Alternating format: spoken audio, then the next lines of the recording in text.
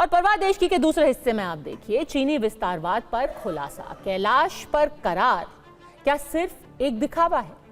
एक तरफ चीन और भारत के बीच रिश्ते मजबूत करने की कोशिश हुई है। भारत के राष्ट्रीय सुरक्षा सलाहकार अजीत डोवल के चीन दौरे के बाद चीन और भारत के बीच 5 साल बाद कैलाश मानसरोवर की यात्रा शुरू करने का फैसला हुआ है। लेकिन दूसरी तरफ LAC यानी कि लाइन ऑफ एक्चुअल कंट्रोल के पास चीन के खतरनाक मंसूबों का खुलासा करने वाली एक रिपोर्ट सामने आई है। अमेरिकी रक्षा मंत्रालय पेंटागन ने भी चीन के खतरनाक एटमी षड्यंत्र का खुलासा किया है, यानी कि कैलाश समझौते के बाद भी चीन पर भरोसा करना भारत को भारी पड़ सकता है। आज आपको कैलाश पर करार और चीनी विस्तारवाद पर खुलासे की हम 2 रिपोर्ट दिखाएंगे। पहली रिपोर्ट में देखिए कि कैसे 5 साल बाद कैलाश मानसरोवर पर बात आखिर बन गई।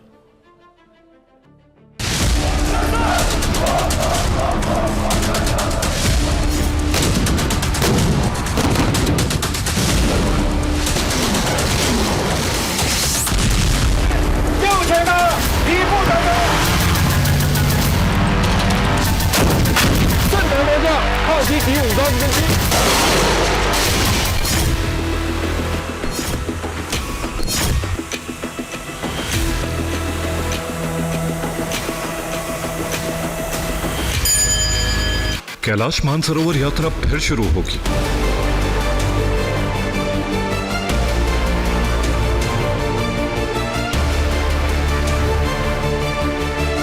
भोलेनाथ के भक्तों के लिए ये खुशखबरी है।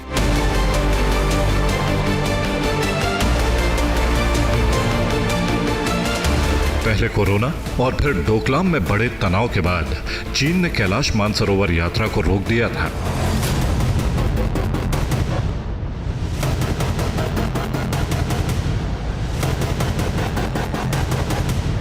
लेकिन अब कैलाश मानसरोवर यात्रा को लेकर भारत और चीन के बीच बड़ा समझौता हो गया है।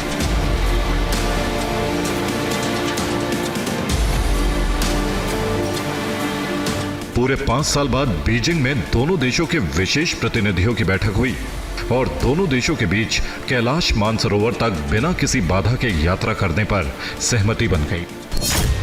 भारत की ओर से इस मीटिंग में राष्ट्रीय सुरक्षा सलाहकार अजित डोभाल तो चीन की तरफ से वहां के विदेश मंत्री वांग यी शामिल थे। इस अहम बैठक में दोनों देशों के प्रतिनिधियों ने सीमा विवाद पर विस्तृत चर्चा की। इस बैठक में दोनों देशों के बीच संबंध सुधारने के लिए कुल 6 मुद्दों पर सहमति बनी, जिनमें से एक ये कैलाश मानसरोवर यात्रा फिर से शुरू होगी। इससे ये आशा की जा सकती है कि बीजिंग में जो कल मीटिंग हुई है उसका अच्छा प्रभाव पड़ेगा और दोनों देशों के बीच में संबंध जो 2019 या और पहले थे वो सुधरेंगे। लेकिन साथ ही ये भी कहना होगा कि दोनों देशों के बीच में जो प्रतिस्पर्धा बनी है वो उसका अंत इससे नहीं सोचा जा सकता।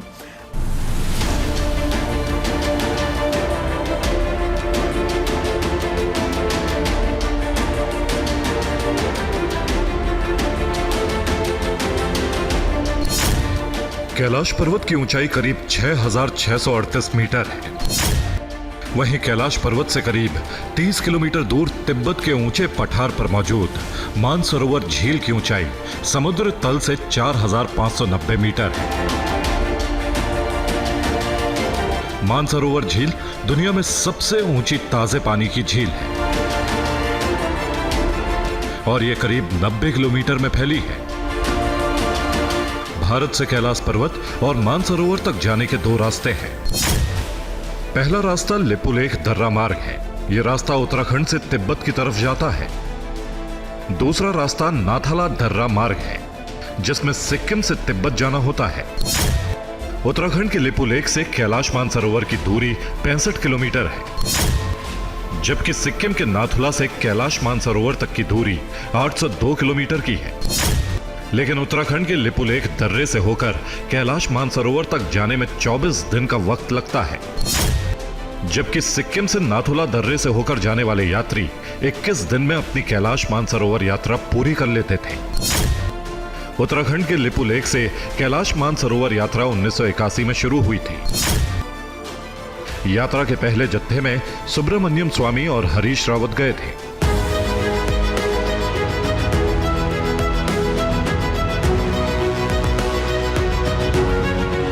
मई 2020 में डोकलाम विवाद के बाद इन दोनों ही रास्तों से कैलाश मानसरोवर यात्रा बंद थी, जिसे अब फिर से शुरू करने पर सहमति बन गई है।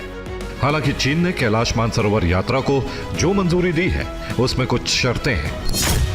चीन की सरकार यात्रा के लिए नियम बनाएगी जिनका पालन करना अनिवार्य होगा।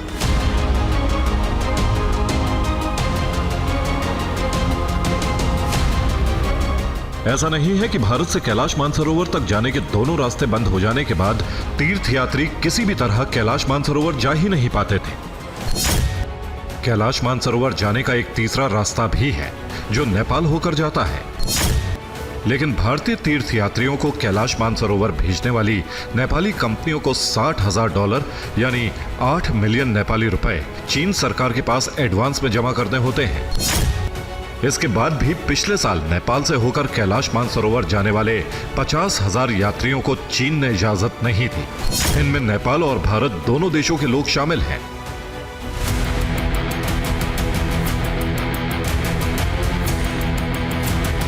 चीन ने नेपाल के रास्ते कैलाश मानसरोवर तक जाने वाले भारतीयों के लिए नियम इतना ज्यादा कड़े कर दिए कि भारतीयों के लिए नेपाल से होकर भी कैलाश मानसरोवर जाना मुश्किल हो गया है। चीन के कब्जे वाले तिब्बत पर्यटन ब्यूरो ने भारतीयों के लिए कैलाश मानसरोवर यात्रा पैकेज की कीमत एक व्यक्ति के लिए 1800 अमेरिकी डॉलर यानी कि करीब 1.5 लाख रुपए से बढ़ाकर 3,000 अमेरिकी डॉलर यानी 2.5 लाख रुपए कर दी है। इतना ही नहीं, नेपाल में कैलाश मानसरोवर जाने के लिए आवेदन करने वाले लोगों को खुद मौजूद रहना जरूरी होता है। उनके बायोमेट्रिक लिए जाते हैं। इसके बाद भी चीन की सरकार कैलाश मानसरोवर की यात्रा पर जाने वाले तीर्थयात्रियों की कोई जिम्मेदारी नहीं लेती।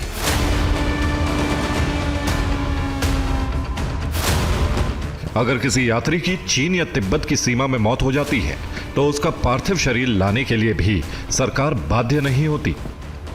इस यात्रा से पहले सभी को एक सहमति पत्र पर दस्तखत करने होते हैं कि अगर यात्रा के दौरान उनकी मौत हो जाती है तो उनका अंतिम संस्कार चीन में ही किया जा सकता है।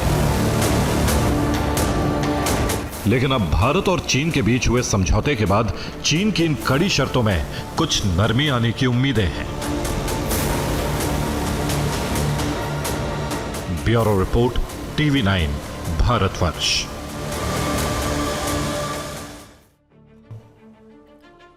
कैलाश पर्वत दुनिया के 4 मुख्य धर्मों हिंदू, जैन, बौद्ध और सिख धर्म की धार्मिक आस्था का केंद्र है। मान्यता है कि कैलाश पर्वत भगवान शिव का निवास स्थान है और मानसरोवर झील को ब्रह्मा जी ने बनाया और यहाँ तपस्या भी की। जैन धर्म में मान्यता है कि भगवान ऋषभ देव को यही निर्वाण मिला था। बौद्ध ग्रंथों में कैलाश पर्वत को ब्रह्मांड का केंद्र बिंदु बताया गया है। मान्यता यह भी है कि गुरु नानक देव जी ने भी कुछ दिन रुककर यहाँ ध्यान किया था। भारत के राष्ट्रीय सुरक्षा सलाहकार अजीत डोवल के चीन दौरे के साथ जो 17 अक्टूबर को भारत और चीन के बीच 23वें विशेष प्रतिनिधि स्तर की वार्ता में शामिल होने के लिए बीजिंग पहुंचे और यहीं पर दोनों देशों के बीच 6 बड़े मुद्दों पर सहमति बनी है। क्या है वो सहमति? पहली सहमति यही है कि कैलाश मानसरोवर यात्रा फिर से शुरू होगी। इसका ग्रीन सिग्नल अब चीन से भी मिल गया है। दूसरी सहमति बनी है नाथुला सीमा व्यापार को विस्तार देने पर। तीसरी बड़ी बात यह है कि दोनों देश मिलकर सीमा पार नदी सहयोग को मजबूत करेंगे। चौथा पॉइंट, सीमा क्षेत्रों में शांति और स्थिरता बनाए रखने पर बात बन गई है। सीमा विवाद को सुलझाते हुए द्विपक्षीय संबंधों को मजबूत भी किया जाएगा और कूटनीतिक और सैन्य वार्ताओं में सहयोग बढ़ाने पर भी दोनों देशों के बीच सहमति बन गई है। अब देखिए कि कैलाश समझौते के बाद भी चीन पर भरोसा क्यों नहीं किया जा सकता और पेंटागन से आई सबसे नई रिपोर्ट में चीन की कौन सी साजिश का खुलासा हुआ है। 102号目标方向向左。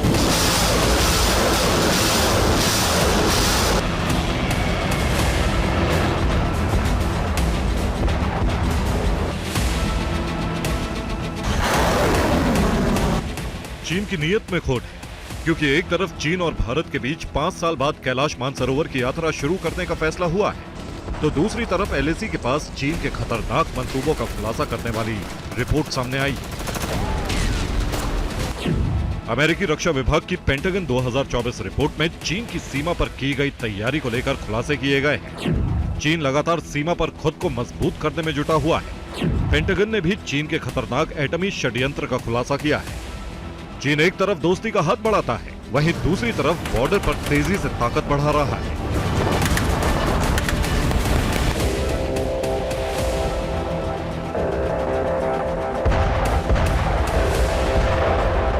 अमेरिकी रिपोर्ट में चीन को लेकर कई खुलासे किए गए। पहला खुलासा ये कि एलएसी पर चीन का बुनियादी ढांचा तेजी से मजबूत हो रहा है। दूसरा खुलासा कि पश्चिमी थिएटर कमांड के तहत चीन ने नई सैन्य इकाइयों की तैनाती की है। तीसरा खुलासा कि चीन अत्याधुनिक हाइपरसोनिक मिसाइल सिस्टम का विकास कर रहा है। चौथा खुलासा ये कि चीन ने एलएसी के पास सटीकता से लक्ष्य भेदने वाली नई आर्टिलरी यूनिट्स लगा दी हैं। और पांचवा खुलासा, तिब्बत और शिनजियांग में चीन की सेना अपने ड्रोन बेस का विस्तार कर रही है।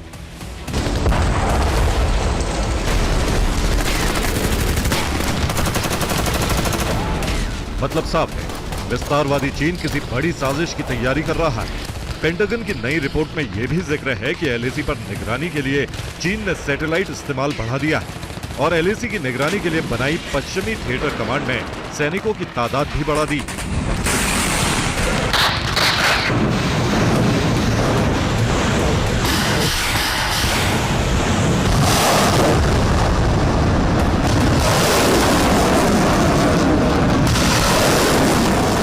पेंटागन की रिपोर्ट में चीन की परमाणु साजिश का भी खुलासा हुआ है। पेंटागन की इस रिपोर्ट के अनुसार चीन ने अकेले पिछले साल ही 100 परमाणु हथियार बनाए हैं, यानी अब उसके पास कुल 600 परमाणु हथियार हैं। अगर चीन इसी रफ्तार से परमाणु हथियार बनाता रहा तो 2030 तक उसके पास 1000 परमाणु हथियार होंगे। चीन की वायुसेना को लेकर भी इस रिपोर्ट में कई दावे किए गए हैं। इस रिपोर्ट में कहा गया है कि चीन अपनी वायुसेना की टेक्नोलॉजी स्टैंडर्ड में भी सुधार करने पर जोर दे रहा है।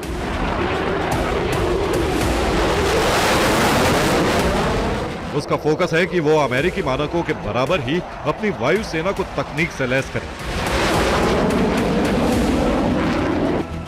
इतना ही नहीं, चीन अपने ड्रोन्स को भी आधुनिक बनाने में जुटा है। इस रिपोर्ट के अनुसार चीन अपने ड्रोन्स की तादाद को भी बढ़ा रहा है।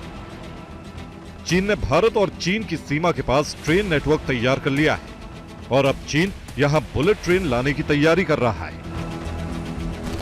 पेंटागन की इस रिपोर्ट के अनुसार चीन बीते कुछ समय से अपनी सेना को और अधिक अत्याधुनिक हथियारों से लैस करने में जुटा है। उनमें से कई की तैनाती उसने भारत के बॉर्डर के नजदीक की। इसके अलावा एक रिपोर्ट यह भी है कि चीन ने एलएसी के पास बड़े पैमाने पर बॉर्डर डिफेंस विलेज बसाने का काम शुरू किया है। चीन करीब 600 से ज्यादा इस तरह के गांव एलएसी के पास तैयार कर चुका है। चीन ने एलएसी के पास जितने भी गांव अब तक बसाए हैं, उनमें से ज्यादातर खाली हैं, यानी उनमें कोई नहीं रहता, इसलिए उन्हें घोस्ट विलेज भी कहा जाता है। लेकिन भविष्य में किसी भी जंग के दौरान वो अपनी सेना को वहां जरूर टिका सकता है।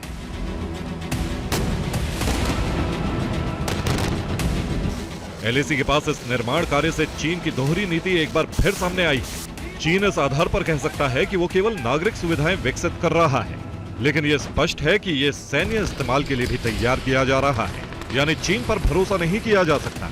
कैलाश समझौते के बाद भी सतर्कता जरूरी है। Bureau report, TV9 Bharatvarsh.